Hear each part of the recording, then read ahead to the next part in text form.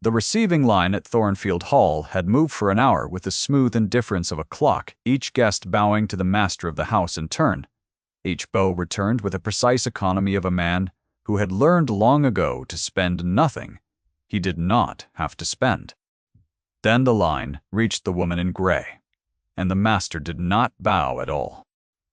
She stood very straight in a gown the color of wet slate, plain among the silks and the diamonds, her gloves clean but worn pale at the fingertips, a small black book held against her ribs, as though it were the only warm thing in the room. The footman announced her as the new music teacher engaged for the season, a Miss Eleanor Hart, and the name passed through the crowd like a draft under a door, briefly noticed and quickly forgotten. The master of Thornfield looked at her for the length of a breath. He did not incline his head. He turned to the next guest, as if the gray woman had been a chair set slightly out of place. A whisper moved behind a painted fan. "The hired girl," someone said, "who teaches the dowager's grandchildren their scales. Not the sort one bows to." The whisper was not cruel exactly. It was only certain. The way the room was certain of everything. And certainty in that house had the weight of law. Eleanor heard it. She had learned to hear such things, without letting her face change. She lowered her eyes to the black book and felt her own pulse move, once hard in the soft place beneath her jaw, and she told herself it was the heat of the candles and nothing more.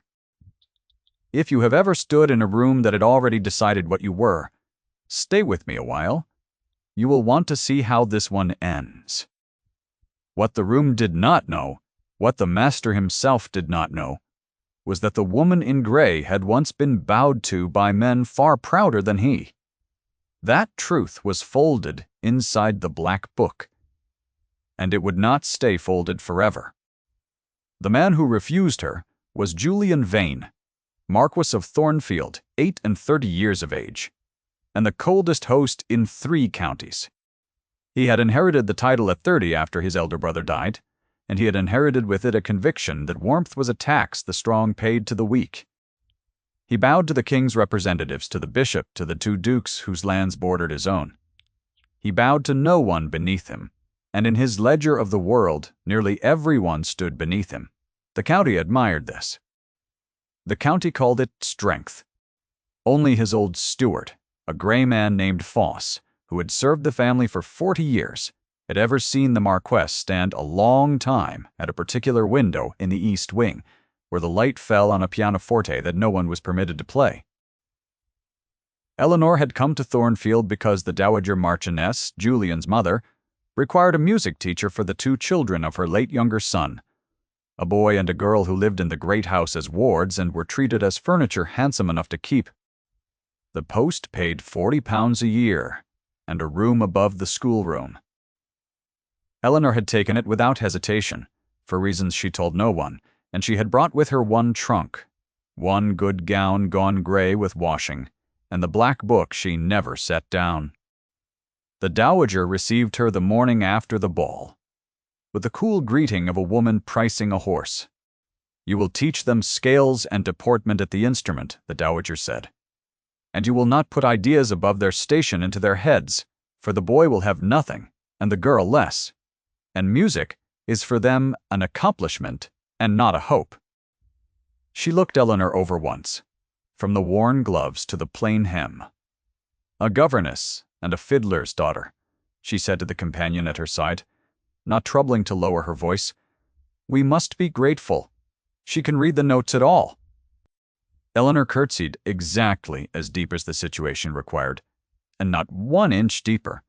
She said she would do her best to give the children what they could carry. Then she went up to the schoolroom, where 2 small pale faces waited, and the moment she touched the keys of the old instrument, the room changed in a way the dowager would never have allowed had she understood it. The boy was called Thomas, 6 years old and silent as a stopped watch.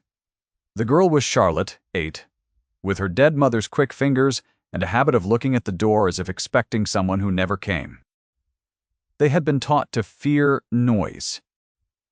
The schoolroom itself taught it a high, cold room at the top of the east wing, with a single narrow window and a fireplace. The housekeeper kept barely warm, the old pianoforte shoved into a corner, under a holland cloth, as though it had been put away to be forgotten. Eleanor took the cloth off the first morning and found the instrument out of tune by a half-step in the upper register. The ivory yellowed, 2 of the felts worn to the wood. She did not complain of it. She sat the children one on each side of her and asked them their names twice, gently, until Charlotte answered for them both. And then she did not begin with scales, though scales were what she had been hired to teach. She played them something soft, a country air she had loved as a child, the kind of tune a tired father plays to settle a house at the end of a long day. Charlotte's hands crept toward the keys of their own accord, mimicking, and Eleanor let them. Did not correct the wrong fingering, only slowed so the child could follow. And Thomas, who the household swore had not spoken in a year, who took his meals in silence and was spoken of by the maids as the poor mute boy, leaned the whole small weight of himself against Eleanor's arm and said, "One word more." That night, Eleanor wrote in the black book by the light of a single candle in the cramped room above the schoolroom, the cold coming up through the floorboards, the house settling around her with its small wooden complaints. What she wrote was not a diary. It was music. Whole pages of it, the staves ruled by her own hand with a steel pen and a careful straight edge, notes set down in a fast sure script that no one in that house could have read. The rests and the phrasings marked in a shorthand she had taught herself as a girl beside a man who could read it across a room. She paused once to flex her fingers, which the cold had stiffened, and to breathe on them. Then she wrote on. There was a bar near the bottom of the page she had been turning over in her mind for the better part of a year, a phrase that would not resolve the way she wanted it to, and she tried it 3 ways and crossed out 2, and left the third standing, unsure even then whether it was right. She wrote until the candle guttered. Then she closed the book and slept, and did not dream of the rooms in Vienna where she had once been announced by her full name to a silence that held its breath. The first time the Marquis of Thornfield truly looked at Eleanor Hart, he did not know he was doing it. He had come up to the East Wing on an errand that did not exist, drawn by a sound. He had not heard in his own house in 7 years. The schoolroom door stood ajar. Inside, the hired music teacher sat at the old pianoforte with the 2 children pressed close on either side of the bench, and she was not teaching scales. She was playing, low and unshowy, and the boy who did not speak had his cheek against her shoulder and his eyes closed. And the girl was turning the pages with the careful reverence of a child handling something holy. Julian stood in the corridor where the shadow was deep and did not announce himself. He watched the woman's hands. They were not soft hands. They were marked at the knuckles by cold and work, and they moved across the keys with a precision that had nothing to do with the modest air she was playing. He had heard better-trained ladies butcher harder pieces in his own ballroom. He had never heard anyone make a plain tune sound like Mercy. She came to the end, and let the last note hang until it died of its own accord, and did not lift her hands at once. Thomas did not open his eyes. He had fallen into the loose-limbed weight of a child near sleep, his cheek warm against the gray wool of her shoulder, and Eleanor held very still so as not to wake him, the way a person holds still for a bird that has landed near. "Play it once more," Charlotte whispered, and the teacher said, "Once more, and then we sleep," and she began again, softer than before, almost beneath her breath. Julian found that he had set his hand flat against the cold plaster of the wall, the way a man steadies himself on the deck of a ship. He could not have said how long he stood there. He watched the hired woman do, without an audience and for no wage that covered it, a thing he had not believed any longer existed in his house, which was to give a frightened child the simple animal comfort of being played to sleep. There was no one to perform it for. The dowager was below. The county was below. It was only the woman and the 2 small wards no one wanted, in a cold room at the top of his own house, and the tune so plain a child could have hummed it. He took his hand away from the wall as if the plaster had burned him. He went down the back stairs without a sound, past the portraits of men who had never bowed to anyone, and he told himself he had heard nothing worth remembering. He remembered every note of it for a week. The household ran on its rails. The dowager held her drawing room each afternoon, and her great project that season was a match between her son and Lady Sophia Pelham, a diamond of the first water with £18,000, and a laugh she deployed like a fan. Lady Sophia came often to Thornfield. She wore ice blue and looked at the children as one looks at a stain on good carpet, and she had a way of speaking of the staff that made the footmen stand straighter out of pure dislike. The Marquis was civil to her. The county considered the thing as good as settled. Eleanor kept to the schoolroom and the back stairs as she had been instructed, and she made herself small in the corridors, pressing her plain grey self against the wainscot when a party of guests swept past in their silks and their scent of hothouse flowers. She learned the hours when the great rooms were empty, and used them. She learned which footman would carry up a second scuttle of coal without reporting it, and which would not. And still she felt the Marquess's attention find her at odd moments like a draught she could not trace, a coolness on the back of her neck that made her turn, and there he would be, at the end of a gallery or the head of a stair, not approaching, only looking, his face giving away nothing at all. He came to the east wing again. He came a third time. He never spoke to her on those visits, or hardly. He stood at the door with his hands behind his back like a man at a graveside, and once he asked her, his voice level and cold, what the piece was called, and she told him it had no grand name. It was only something her father used to play, of an evening when the work was done. He looked at her for a moment longer than the answer required. "Your father played," he said. "Not quite a question."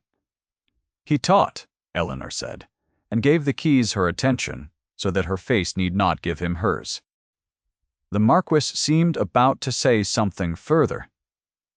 He did not. He looked at the worn place at the fingertips of her gloves, where the wool had gone pale from the cold of the keys, and then he left, without another word, and Eleanor sat a long moment, with her hands in her lap, before she could play on. "Sit down," he said to her once abruptly, finding her on her feet, correcting Charlotte's posture when he came in unannounced on one of his errands that were not errands. "You have been standing since dawn. Sit." It was not a kindness in its shape.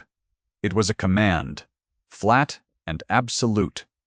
The voice of a man accustomed to being obeyed by stewards and tenants and dukes. There was a chair by the cold hearth, and he did not move toward it or pull it out for he was not a man who had ever pulled out a chair in his life. He only stood and waited for the order to be carried out. Eleanor sat because one did not argue with the Marquess of Thornfield, and because her feet did indeed ache, and because she had learned long ago that the quickest way past a proud man was to give him the small obedience that cost her nothing. She folded her hands. He looked at the children, said something short and not unkind to Thomas about the boy's straight back, and went out. Only later, alone turning the moment over by her candle, did Eleanor understand that he had noticed she was tired, that he had been watching closely enough to know she had been on her feet since dawn. The understanding frightened her more than any rudeness could have, because rudeness she knew how to survive, and this she did not. The dowager noticed, too, in her way. Mothers of cold men learn to read the smallest weather. She saw her son linger in a doorway. He had no business near, and she did not like it. "The girl is a fiddler's daughter," she told Lady Sophia in the privacy of the morning room, her fan moving slowly. "A creature we pay by the quarter. Whatever amusement my son takes in watching her drill the children, it ends with the season." Lady Sophia smiled and said, "Of course," and turned the conversation to lace, and filed the matter away. Here is what none of them yet knew, and what I will not yet tell you in full, for the Black Book kept its own counsel. The fiddler's daughter had a name that had once filled concert halls, and the proud man who would not bow to her had a reason he could not name for the way her music undid him, a grief he kept locked in the east wing, behind a key he wore on a chain beneath his shirt. The wound surfaced on a wet evening in the second month of her service, though she did not see all of it at once. Charlotte had begged for a particular piece, and Eleanor, not knowing the house's private map of pain, had begun to play a nocturne soft and slow, and from the doorway came a sound she had never heard from the Marquess, a single indrawn breath like a man stepping into cold water.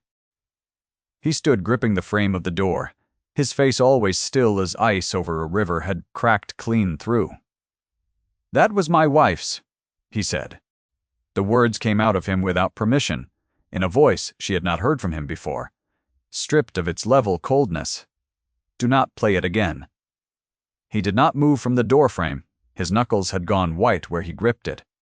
And then, lower, almost to himself, as though he had forgotten she was in the room, she played it the night before she died, in the music room downstairs. And I sat in my study with the door shut and the candle burning, and I sent word up by the footman that she should stop, that I had letters to attend and could not think. And I did not go up to her, and in the morning, the fever had her, and by night she was gone. And the last thing I ever gave her was a message telling her to be quiet. He had not meant to say it. Eleanor saw the exact moment he hated himself for having said it. She lifted her hands from the keys and folded them in her lap and did not offer him a single soft word, because she understood that pity would be the cruelest thing she could hand a man like that. She only said quietly, "Then I will not play it, Your Grace." The Marquess looked at her, as though she had done something astonishing. He left. The key on its chain, though, had slipped free of his collar as he gripped the door, and she had seen it, and she understood that somewhere in this cold house there was a room he could not enter, and could not leave alone. After that, the noticing went both ways, and Eleanor's wound came up to meet his. Hers was older and quieter, and she had buried it deeper. She had been Eleanor Hartman once, daughter of a violinist who played for emperors, a man with a worn case and a fine ear, who had taught his motherless girl to read music before she could read words. She had grown up in lodgings near concert halls in cities she could no longer bear to name, sitting in the wings on a hard chair while her father played, and she had begun to write her own pieces at 12. Small things at first, then larger. Then works that her father circled past hand to hand and praised in low, astonished voices because they did not believe a girl had made them.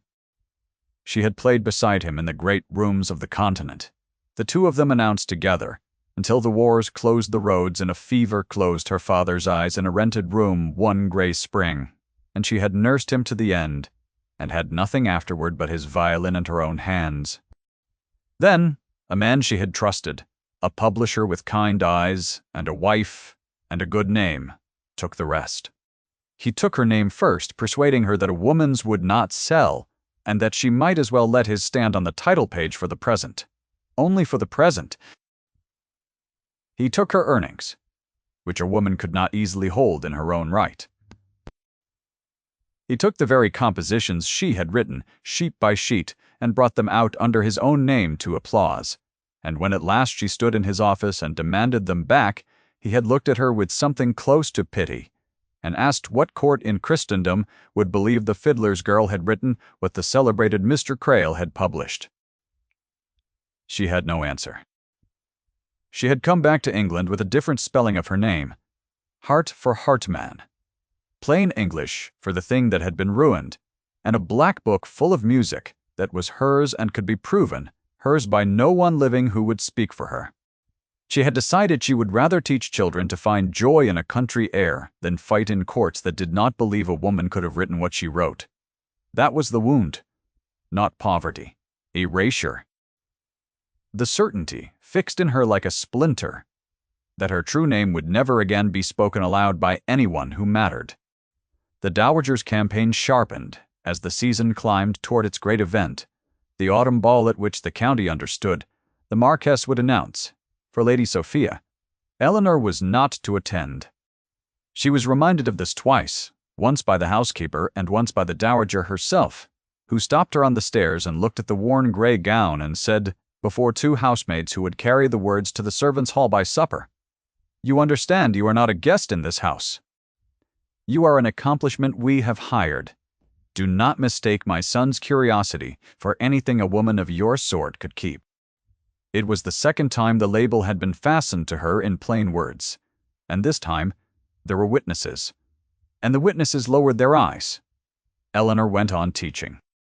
She taught Thomas to play a scale clean through, and the day he did it without a wrong note, he laughed, an ordinary child's laugh, the first the nursery maid had heard from him, and she ran to tell the dowager, who said only, "Well, the fiddler's girl earns her 40 pounds." Eleanor heard that too. She wrote in the black book that night, with a steadier hand than her heart felt. She wondered in the small hours what it would cost her to care for these two children as if they were her own, given that the season would end and she would be sent on with a character reference and 40 pounds, and the wondering was its own kind of ache. She decided she would care for them anyway. That was the only way she had ever known how to live. She did not know that the Marquess had begun to make inquiries. A proud man does not ask a hired teacher her history to her face. For to ask would be to admit she occupied his thoughts. He writes to a friend in London instead, a connoisseur of music and old scores, and describes, as though idly, a country air of no known name, a pair of marked working hands, a precision in the playing that did not match the worn gown or the modest post, and a small black book the woman carried everywhere and let no one open. He asked whether such a description called anything to mind. The friend wrote back not a line of gossip, but a single careful page. And on that page was a name, and beside the name, a story of a publisher named Crail, and works whose true authorship had been whispered of in certain rooms for years. And a question at the end. Julian read it twice at his desk, with the candles burning low and the house gone quiet around him. Then he sat very still, his hands flat on the wood, the way Foss had seen him sit at the forbidden window in the years since the funeral. And the cold certainty by which he had ordered his whole life, the conviction that the world was a ledger, and that worth could be read off a person's rank as plainly as a sum, began, quietly, in the small hours, to come apart in his hands. The dark moment came at the autumn ball, in the great gold ballroom under 300 candles, in the exact room where Eleanor had first not been bowed to. She had not meant to be there. Charlotte had woken in a fever of nerves and would not be calmed without her. And Eleanor had carried the child halfway down the great stair to find the nursery maid, and so she stood at the turn of the staircase in her gray gown, with a frightened girl in her arms, when the whole ball below could see her. The dowager saw an opportunity, and took it. She had spent the evening watching her son fail to attend to Lady Sophia, watching his gaze travel more than once to the dark stairway, as if he expected something to come down it, and she was a woman who understood that a threat to the order was best ended in public, where the order was strongest. She mounted 3 steps, splendid in garnets that caught the candlelight, and threw it back in small red points, and her voice carried across the suddenly attentive room with the clean cruelty of a woman who believes the law is on her side, and has never once been wrong about it. "There she is," she said, and 300 faces turned upward as one. "The music mistress, presuming upon a sick child to push herself among her betters upon the very night when this house has guests of the first consequence." She turned to the crowd, to Lady Sophia, gleaming in ice blue at the foot of the stair, to the bishop in his black, to the 2 dukes whose lands bordered Thornfield. "A fiddler's daughter," she said, and the old word landed for the 3rd time in Eleanor's hearing. In the grandest room, and before the greatest company, a hired nobody, who scribbles in a little black book and imagines herself something more than the 40 pounds we pay her. "Put down my grandchild and go back to your room." The room held its breath. Eleanor stood with Charlotte's hot face pressed to her neck, and felt the old splinter drive deep, and for one moment the erasure was complete and public, and she was nothing at all, a gray nobody on a grand stair, and she understood that whatever she said now would be the truth. The room remembered of her. She did the only thing she had left, which was the thing she had been doing all her life. She did not defend herself. She did not cry out that she had a name the dowager could not imagine, did not reach for the black book against her ribs and brandish it, did not spend in that bright, cruel moment the one coin that might have bought her vindication, because Charlotte had begun to shake against her neck, frightened by the upturned faces and the hard voice. And a frightened child was a thing Eleanor knew how to answer when she knew how to answer. Nothing else. She bent her head to the girl. "It is all right," she murmured. "Only for her. We are going up now. You are quite safe." And she turned on the stair to carry the child away from the crowd and the noise, because the child mattered more than her own name, more than the whole bright watching room. That quiet refusal to fight for herself while she shielded someone smaller was the truest thing she had ever done in that house, truer than any music. And she did it with her back to the assembly, asking nothing of them, and it was seen by every soul in the room. Then the Marquess of Thornfield crossed the ballroom. He crossed it the long way, through the very center, past Lady Sophia, past his mother on her 3 steps, and the crowd parted, because crowds always parted for him, and he came to the foot of the great stair and looked up at the woman in gray, holding the frightened child, and he did the thing that no one in 3 counties had ever seen him do. He bowed, not the small incline he gave to bishops. A full bow, deep and unhurried, the bow a man gives his sovereign, held a long moment in a silence, so complete the candles seemed to lean toward it. Then he straightened and spoke, and his voice was level and carried to every corner of the gold room. And what he said was 12 words, and not one more. "This is Eleanor Hartman. England forgot her name. I will not." The silence broke the way ice breaks on a river in a thaw. Not gently, all at once, and from the center outward, a sound running through the whole gold room. The dowager's hand rose to her garnets, and stopped there. The finger spread against the stones. Lady Sophia's smile fell off her face, and did not return, and she looked from the Marquess to the gray woman on the stair and back, doing a sum she did not like the answer to. 300 guests who had been certain a moment before what they were looking at, now found they were not certain at all. And the not knowing moved across their faces in a slow wave, the bishop leaning to the gentleman beside him, the dukes exchanging a single grave glance. And from the edge of the crowd, a stooped old man in a plain coat, a music master long retired who had been invited for the bishop's sake, pressed forward with his eyes streaming and said, in a voice cracked with age, "Hardman, the Vienna Hardman, I heard her play when she was a girl. I would know those hands in my grave." The crowd's certainty, which had been law, turned over in an instant and became wonder. Julian climbed the stairs and took the sleeping weight of Charlotte gently into his own arms, and with his free hand he offered Eleanor his arm before the whole assembly. And he said, "Lower now for her," the words he had written to no one, and confirmed in a letter, and carried for a fortnight. "They are yours. The compositions, I have written to 3 men who can prove it, and they will. You will have your name back." He paused. "I should have given you my bow at the door. I have been a proud man and a fool. And I knew it the first time I heard you make a plain tune sound like mercy." Eleanor's mouth wished to say something composed, and her body betrayed her instead, her hand closing hard on his offered arm, her breath gone unsteady, the splinter of a lifetime working its way at last toward the surface and out. She did not weep. She had not wept in years. Even so, she let the proud man hold the child and hold her arm, and she let the room see her do it. And the dowager, displaced and quietly undone upon her 3 steps, understood that her son had chosen, and that the order she had spent her life defending had simply, in front of everyone, declined to hold. The Marquess did not humiliate his mother. He climbed past her with the child and the woman, and he paused only to say evenly, "You will apologize to Miss Hartman in the morning, Mother, and you will mean it." And that was all. It was enough. The dowager inclined her head a fraction, the nearest thing to a bow she had given anyone in 20 years, and the matter was in the way of that house settled.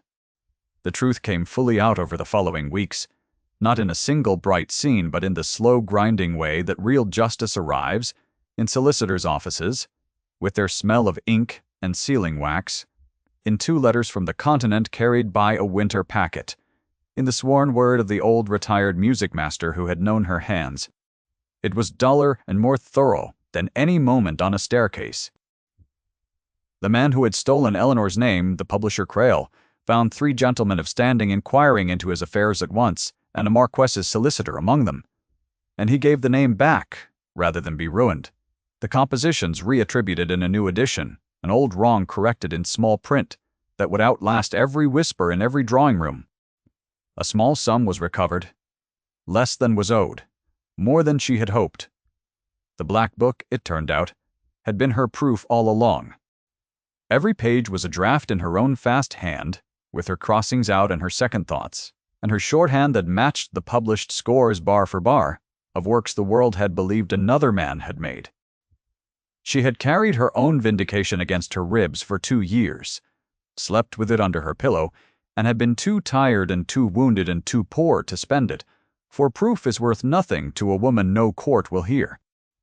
Julian had spent it for her, quietly lending her his name and his solicitors and the plain weight of his rank, with the patience of a man who had finally found one thing in the ledger of the world he would not let it erase.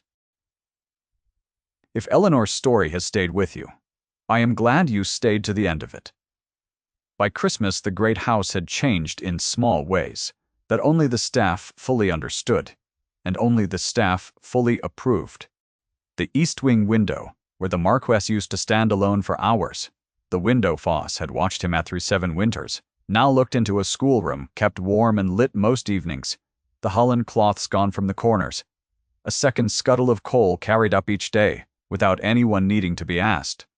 The forbidden pianoforte, his late wife's instrument, that no one had been permitted to touch, had been carried down from the locked room at last on the Marquess's own order, and tuned by a man brought from the county town, and given over to Eleanor, who played it badly on purpose sometimes, striking a wrong note and frowning at it, so that Thomas could lean across and correct her, and feel clever, the boy talking freely, now talking the way he had once said only the single word more.